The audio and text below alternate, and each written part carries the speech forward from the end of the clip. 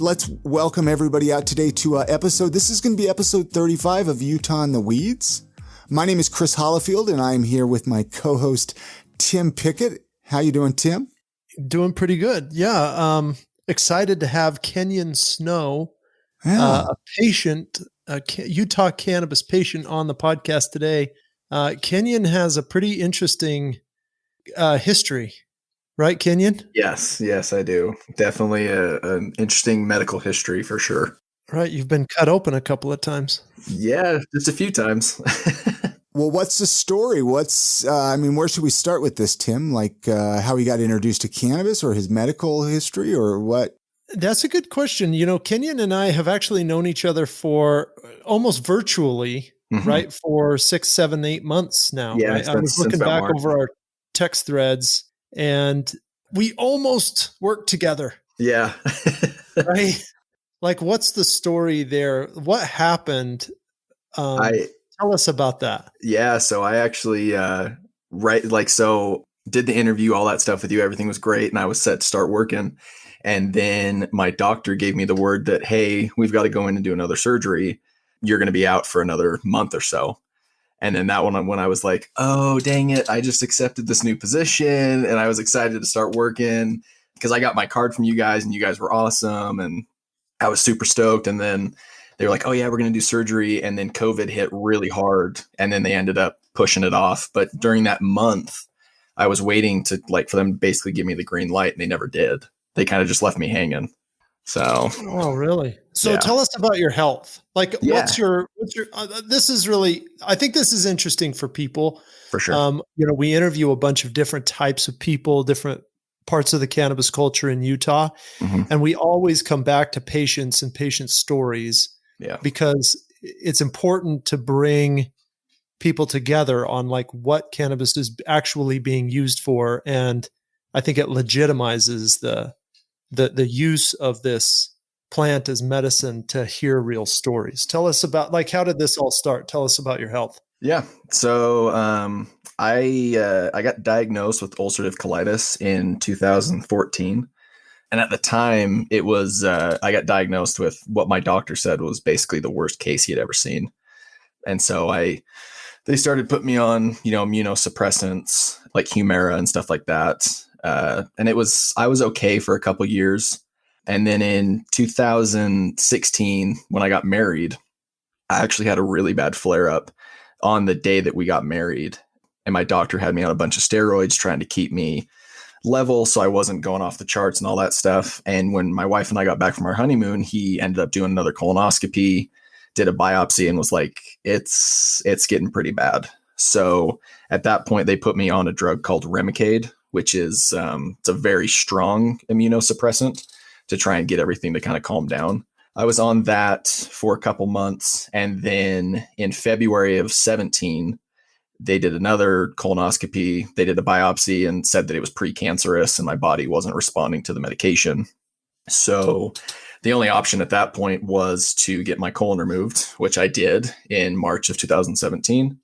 And then in July of 2017, I got my rectum removed.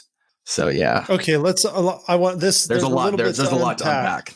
Because let me explain a couple of things to listeners. When you talk about getting diagnosed with ulcerative colitis, there's different variations. There's different levels of ulcerative colitis, right? Yeah. So when you say, okay, I went on some steroids, well, usually we put people on prednisone. Yep. Usually we put people on 60 milligrams a day. Your face puffs up. Yep.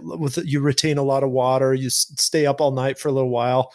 Some people have some pretty bad psychoactive responses to the steroids. I see you're nodding your head. Oh yeah. Right. I actually almost really broke up with my wife on prednisone. Really? Yeah. Yeah. We were engaged and I almost called it off when I was on prednisone because it just gave me such bad paranoia. Okay. So prednisone's super strong. Then we talk about Humira. Humira is a drug that you inject every week. You have to keep it refrigerated. It's hella expensive, and right? Very you've painful. got to get, and every week you've got to get this, and that's expensive. Then you talk about a drug called Remicade, and Remicade you have to get a different approval for, and that's a once a month IV infusion that you have to go and get. So this is not like hey, I have this little thing called ulcerative colitis. This is legit serious disease. Then you say you got your colon removed in 2017? Yeah. And then you had low disease, right? So yeah, it was pancolitis. Pancolitis, which is all the way through the whole large intestine. Yep. And clear into the large intestine, ends at the pelvis and goes into the rectum, like technically in the anatomy. And then you had to have that removed too. Yep. So you had what's called a total abdominal colectomy and proctectomy. Yep. This is the reason why I go into this is a lot of what we did.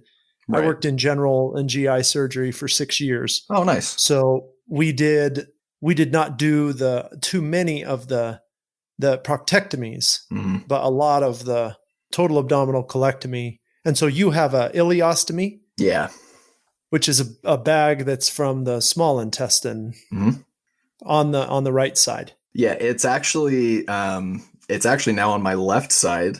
I had a revision done in 2018 to revise my stoma, which is the piece of your small intestine that sticks out of your abdomen. And from that revision surgery, I developed necrotizing fasciitis, which, if you're not familiar, it's a flesh-eating bacteria. And 2 weeks after that surgery, they had to go in size, basically a baseball size area for my abdomen, and move my stoma to the left side of my body. Wow. So, okay, by the way, that surgery is misery because from both sides, the people who are doing it and the people who are getting it, because there's nothing but scar tissue in there, and just it is what they call a hostile abdomen. Yep. Right. Yep. So then what did you have done this year? This year I had a hernia right next to my stoma. And they wanted to go in and operate because it looked like it had become strangulated, which means that it's starting to lose blood flow. And they went in, did a CT. It looked like it was strangulated, and they were kind of just waiting for my colorectal surgeon up in Salt Lake to review my records, review everything, and basically give me the go-ahead. And so for a month there, they had me on just straight up oxycodone, which was a nightmare, and I hate that stuff. And then at the last second, he just decided that because of my past history and because of COVID, he just said that we're not going to do it until it gets really, really bad. Holy cow. Yeah. Okay. Bring this all back to cannabis. So, how'd you start? How'd you get involved in using cannabis? So it's kind of a funny story. My brother-in-law, he lives down in Arizona. He got diagnosed with ulcerative colitis also. And he had to have his colon removed as well. And down in Arizona at the time, cannabis was, medically legal. And so he tried it. It had helped him a lot, especially when it came to nerve pain and stuff. Because that's the thing that him and I suffer from the most, is just from being cut open so many times that we just have so much scar tissue, and we have so much just pain from all of that. And so I asked him about it because back in March, when everything kind of started to open up as far as pharmacies and all that, my dad and I and my uncle went down to Arizona for spring training for baseball. And I got down there and, was talking to my brother-in-law, asking him how he liked it and all that stuff, how it helped him. And on our way back, we stopped in Las Vegas, and I tried a little bit. I got a little vape pen, tried it, and it honestly, I hadn't been that pain-free without opioids since before I was diagnosed back in 2014. Was that the first time you ever used cannabis? Yeah. Yeah. Wow. No kidding. Yeah. That was the first time. This is news. This is news to me. So okay. So when is this? So this was literally the day back in March when everything got shut down. So this was March, 14th or 15th? Yeah, the day the world ended. Yeah, exactly. Remember my calendar going from just booked solid, all these events, kids events, and then Thursday, I think the world ended on Thursday, and Wednesday. It was right around St. Patrick's Day there. St. Patrick's Day, I think it was. Yeah, it was a little bit before. It was the week before. Yeah. Yes, and then all of a sudden, within literally 3 days, my entire calendar was empty. Yeah. You're just going through a racing shit. Yeah. And this is the first time. Oh, okay. So then you immediately come see me. Yeah. So what was kind of cool was, so when I got back, obviously I had to have the whole, discussion with my wife and make sure she was cool with it. And at first, she was pretty apprehensive because, I mean, anybody that's not familiar with cannabis is obviously going to be a little bit worried about it because of what we've been told about it our whole lives. And, especially my parents and stuff have been told their whole lives that marijuana is a gateway drug and it's evil and it's, all this stuff. And which is just simply not true. Anybody that uses cannabis knows that it's not true. And then just by happenstance, I think you were like one of the only QMPs in the state at that time. Yeah, this was, pretty early on, right? We were kind of the only people on the map. Yeah. I was actually in Arizona. It was the day that they canceled the MLB season. They canceled the season. And that night I found your guys' site, called you guys, set up an appointment. And I remember one of your receptionists was kind of like, yeah, we might have to do it virtually just because, all this coronavirus stuff that's happening, but we'll keep you on the schedule and we'll figure it out from there. And, little did we know how everything was going to play out from there. Sure. That was back when we were doing visits so we would have people come in their car and we would do most of the visit by the phone. Yeah. And then we would go out to their car with a mask, gloves, and the credit card machine and take payments. Yep. Because it was just crazy. And people needed they needed access, but we needed this face-to-face thing. Right. And yeah, I'm kind of glad that we don't have to do that anymore. We didn't have any furniture in the office at the time either. Right. So nobody, I guess in that regard, it was fine. Yeah. There wasn't anywhere to sit for you anyway. Right. So what are you using now? What helps the most? You were using vape carts before. And if you didn't grow up using flower, is flower something you still stay away from? No. So I actually, flower is actually what I prefer. I just feel like it kind of helps the most and it's the easiest to kind of gauge how much of a dose that I want. And not only that, I think it was like a year or so ago where there were all those people dying of like popcorn lung with all those counterfeit vape cartridges. Yep. That kind of sticks in my brain where every now and then when I get a vape cartridge, I'm just kind of like, I know this is from the state and I know it's medical. I know it's tested and all that stuff, but it's still kind of in the back of my mind. What's your favorite flower so far? Ooh. Are you only buying, flour's not that available or it wasn't in the summer. So people get it from wherever they can get it from. Right. Are you typically buying flour from the pharmacies? Yeah. That's where I've gotten it so far. And I kind of lucked out as a whole getting flour. I know like you said, when the pharmacies first opened up, there was no flour and any flour that was available got bought up right away. So when I started out, I just did vape cartridges. Zyme Pharmaceuticals, once they started releasing their products, I started buying their stuff up. And it's in my opinion, so far what I've tried, their stuff is by far the best. They came out with a flower strain in the summer called Pink Starburst Petrol. Yeah. Oh man. Oh yeah. Mm-hmm. That's where it's at right there. Chris, weren't we at the Tent City when they were drying that stuff? I think so. So. It's funny. It really does smell like Pink Starburst. It's the weirdest thing. It's insane. When I brought it home and my wife's kind of funny about it. She's obviously not, that into cannabis and stuff. So she thinks it all smells the same. And I brought that home, opened the jar up, and she honestly thought that I had a bag of just Starburst. And then she turned over and she's like, "Oh, it's the marijuana that you just bought." I'm like, "Yeah, smell it. It literally smells just like a Pink Starburst." I know. And then of course you get that little skunky afterwards. But that's so do you have a vaporizer? Are you? Yeah, I do have a vaporizer. Done both? You've played around with like smoking, and we're getting really into personal stuff. And if you want any of this, I don't have any issues talking about it.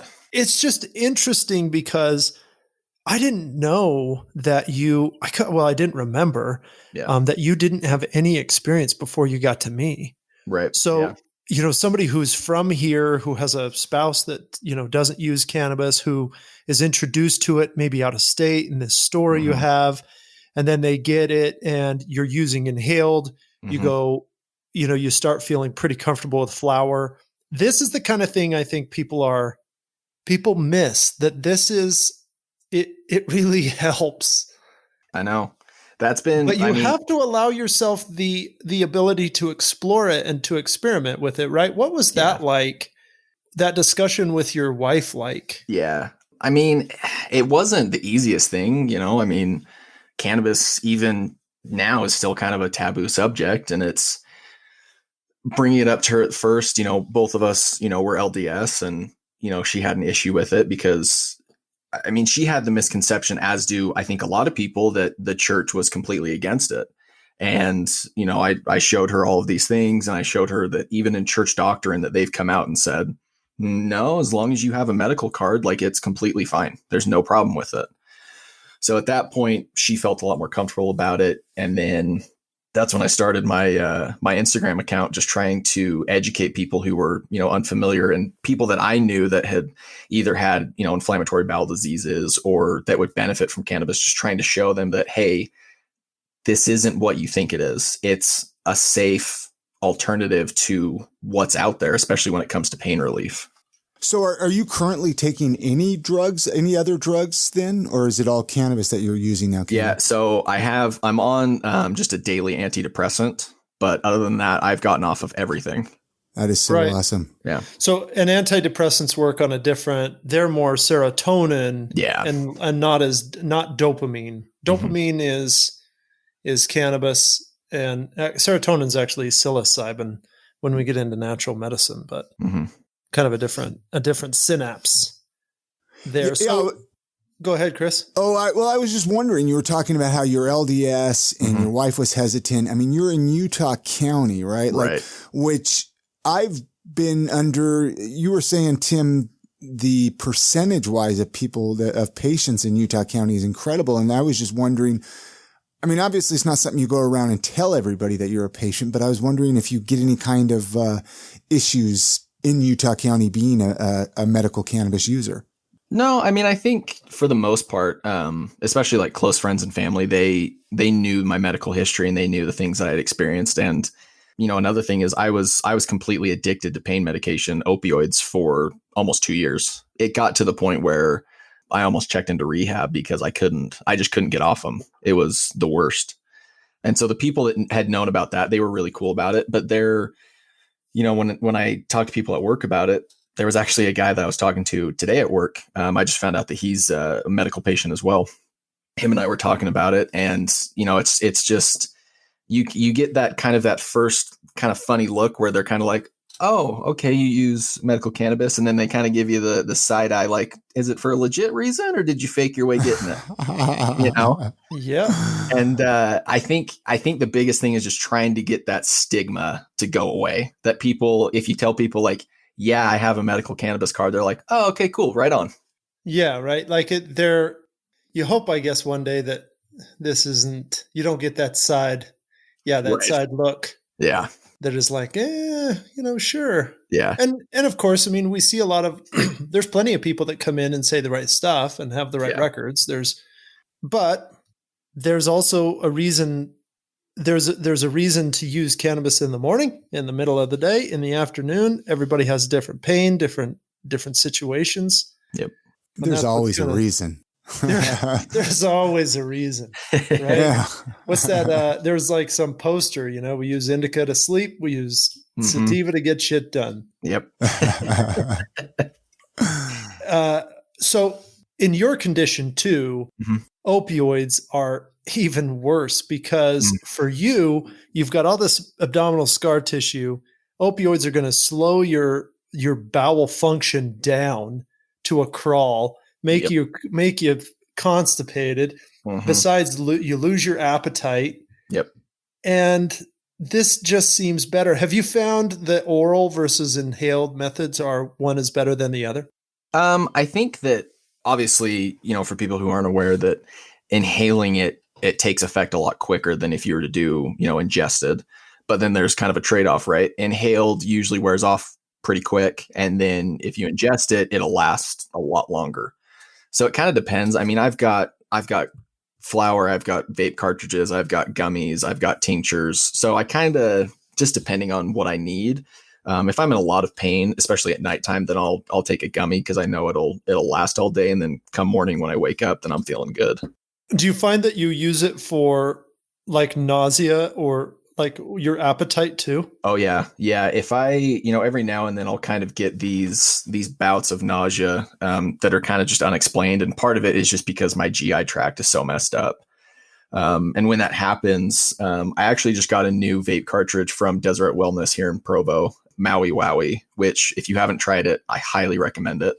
Classic strain. Oh yeah. And the taste of it is just perfection. And I was actually really sick, nauseous a couple days ago, took a couple of puffs from that and I was feeling fine. And it wasn't, and the high that I got from it, it wasn't anything where I felt like I couldn't function. It wasn't like, I honestly, I didn't even feel any different. It was just that the nausea went away and I could focus on what I was trying to get done that day. Cool. Yeah. Maui Wowie. Do you remember the brand? Who makes it? I think it was Dragonfly that made it. That made it? Yeah. I think Deseret isn't, they don't have a grow license. So they were buying I don't think so. From places. Yeah. We talked to them today. And Chris and I are going to do a live stream with them and a podcast coming up. Nice. In a couple of weeks. Don't miss out. Yeah, they're good guys. I actually talked to the owner of Dragonfly a couple times when I went up there, and he's a solid dude. I like him a lot. Was that tough in the beginning to drive all the way up to Salt Lake City and then be told there's nothing available? Yeah. I mean, there was a time there that anytime you'd go to a pharmacy, it wasn't available. You couldn't look online. Right. So you just kind of winged it. Yeah. I mean, there were, at the start when Dragonfly first opened up, it was kind of a luck of the draw thing. You'd go there and it takes me, 45, 50 minutes to drive up there. And I'm hoping the whole way there that they have what I want. And there were a couple times that they just didn't. And then at the start of summer, they started doing like online order. So you could like basically order what you wanted, then they would hold it for you at the store. And that was how I was able to get most of my products until Deseret opened up down here. But yeah, having a pharmacy close to home, especially that it's just down the road for me, is so nice. Do you feel like your use has increased over time? Do you feel like you're kind of finding some stability in your dosing now that you're getting the hang of it? Yeah, I think like at the beginning, I was definitely, I started really low because I wanted to make sure that my body would tolerate it okay, and to see different different dosages to see how they would affect me and whatnot. And then it was almost like a roller coaster where I started to use it more. And then now it's kind of on more as an as needed basis. I don't use it every day. I'll use it a few times a week. But now that especially now that it's taken me, as you said earlier, kind of experimenting to see what works best for you. Once you figure that out, that's the key. And then you're able to figure out, oh, okay, I'm feeling this. This is what I need to take to fix it. So this is a good point. And I think the other thing that people misunderstand is that once you get into cannabis, I think there's this perception that you're going to have to use it all the time, or that your dosing is going to increase. And yes, there are certainly in the states where people have had legal cannabis use for a while, we see THC creep, right? Where people are using more and more over time. And that's a thing. It can be a thing.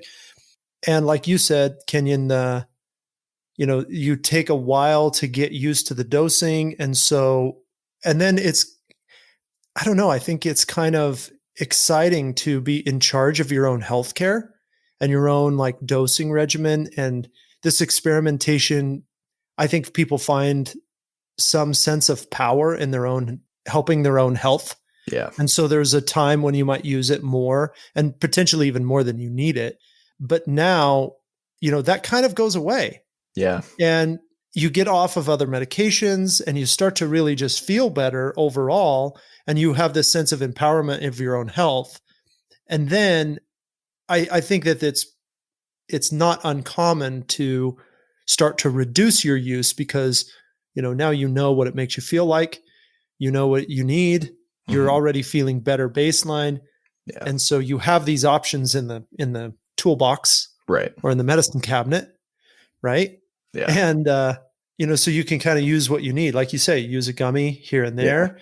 Yeah. And like we talk about sometimes, Chris, the afternoon you're doing a creative project and, that, hey, the Maui Wowie was this sensation, right? It was this head change that worked really well for that. Right. It's going to get those juices going.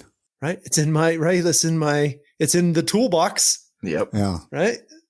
I need a 3/8 wrench. Exactly. I mean, that's the thing too, is, we've had, how many decades of pharmaceutical companies being able to get their dosage just right and to be able to chemically alter it the way they want to. Well, cannabis hasn't had that luxury, right? It's been basically illegal across the country since the 30s. And, even people that wanted to study it had to go through all of these hoops to just even study the effects of it.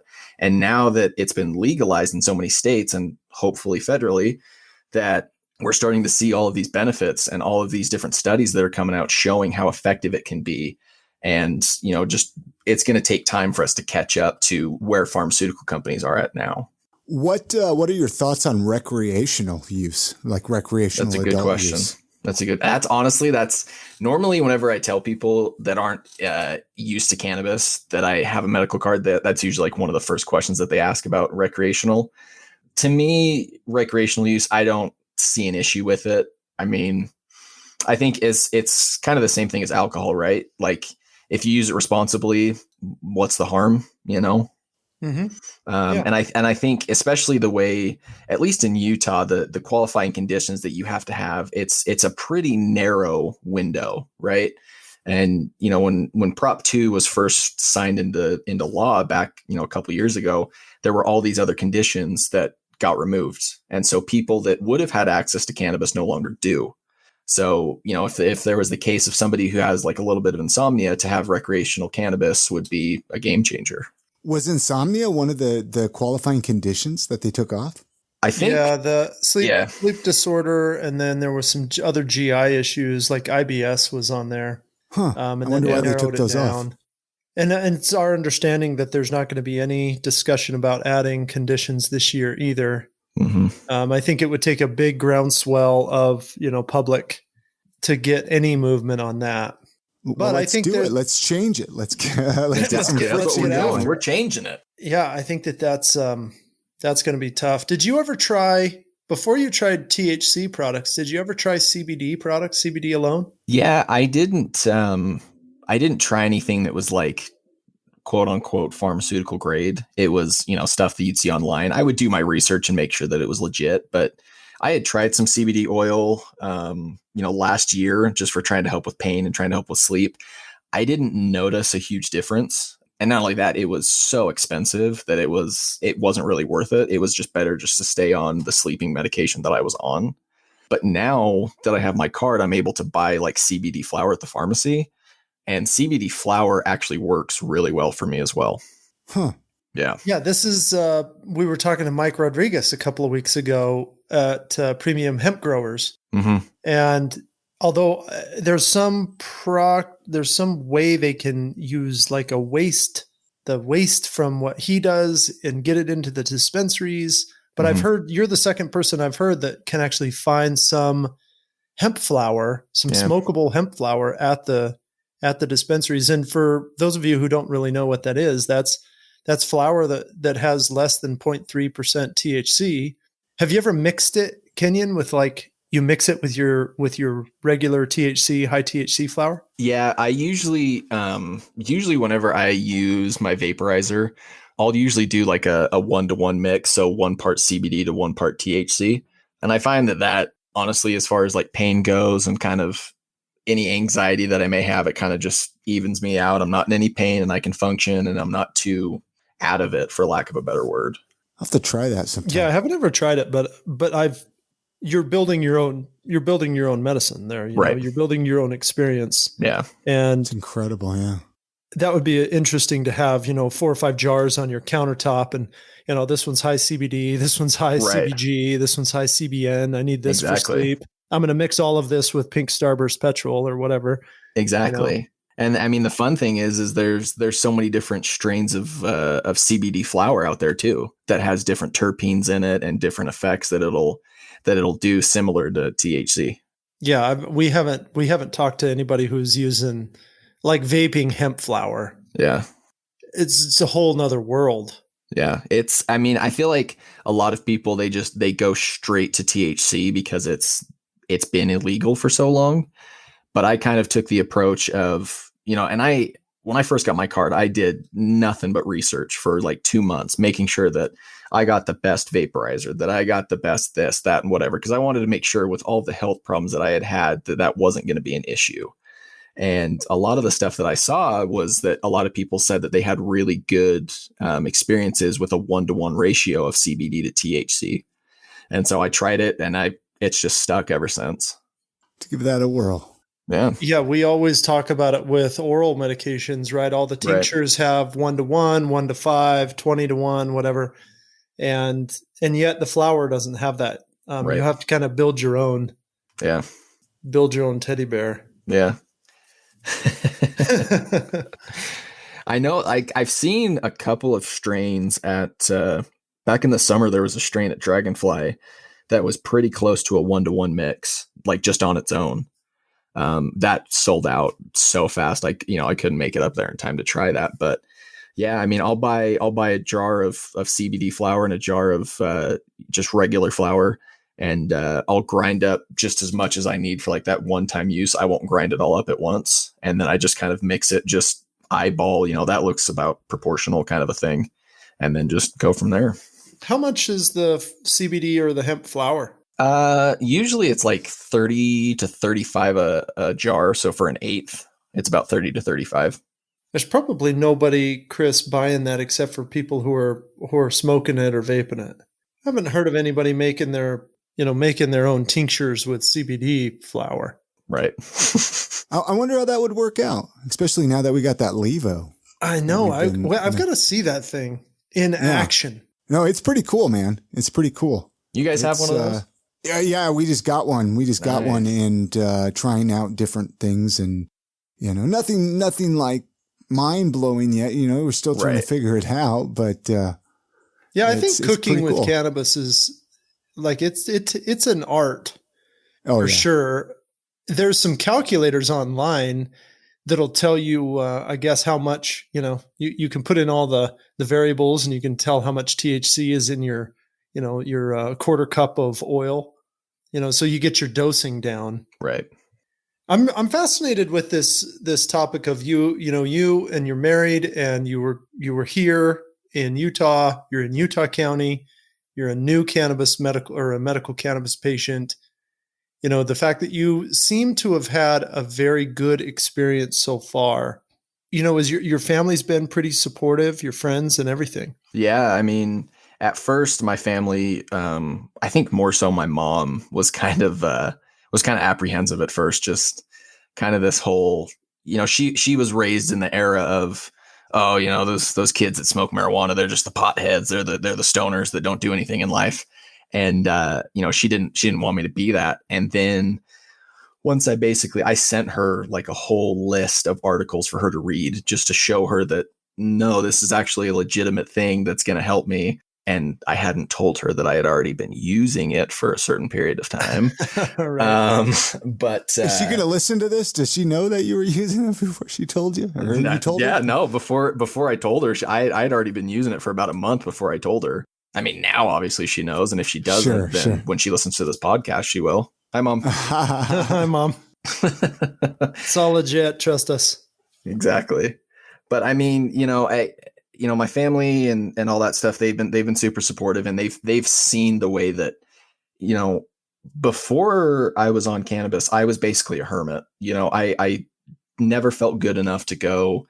And, bless my wife, she would always have to make excuses for me whenever we would do family events, and they would ask, "Oh, where's Kenyon?" And it would be, he's homesick. And now it's gotten to the point where, luckily, that's not going to happen. I'm able to be with her. I'm able to be with my family, my friends, and I'm able to be back to the way I was when I was in high school. That is so rad. Yeah. You probably had an amazing summer because of that. Yes. This was probably such a different summer than the last few summers. Big time. Get out and enjoy life, man. That's what I like to see with cannabis. Definitely. Absolutely. Any other questions you want to ask him, Tim, or talk to him about? Or no, I don't think so. I think we ought to wrap this episode up, Chris. Yeah, or Kenyon, was there anything you were hoping we would talk about, or anything that you were wanting to say? No, I mean, I think, like we said, just trying to get rid of that stigma of, of cannabis use, and, especially in Utah, where being a member of the church, I see, the influence that the church has, and especially on the members, and just getting people to understand that it's not bad. And, so long as you use it responsibly, then there's no harm. It's basically like any other prescription. Now, and you're on Instagram, Beehive Cannabis Culture. That's your Instagram handle? Yes, sir. And I'll tell everybody, boom, go follow him and connect with him and send him a message. Say, hey, I heard you on Utah in the Weeds. Yes, sir. And Tim, if people want to get their cannabis cards, their medical cannabis cards, where can they go for that? Yeah, utahmarijuana.org. And we've got a pretty good system now. We're dialing it in. It's not quite as chaotic as when Kenyon saw me, right? Nah, you guys were awesome. It's good education and get you all the way through the system. But utahmarijuana.org, look for our billboards too to come up soon on the, around town. And how about you, Chris? Go ahead and subscribe to my other podcast, I Am Salt Lake Podcast, iamsaltlake.com. And if you've never listened to that and you're coming over from this podcast, shoot me an email, because I'd love to know if you're a new listener to I Am Salt Lake and you found it through Utah in the Weeds. I just think that'd be kind of cool. Yeah, it would. To find out. So, and you can subscribe to us on iTunes, Spotify, and please leave us a review. Yeah, all the podcast outlets, leave us a review. We'll read it on the podcast, right? How absolutely. Cool and soon to come, we've talked about doing some other stuff, but more about that. Yeah, we got some stuff up our sleeves. We're going to be doing some video and whatnot. But let's not get into that right now. Let's let Kenyon go. Thank you, Kenyon. Yes. Thank you, guys. It's been a pleasure. And, always down to talk about cannabis in Utah. So we got to spread the word, right? Yep, absolutely. All right, guys, stay safe out there.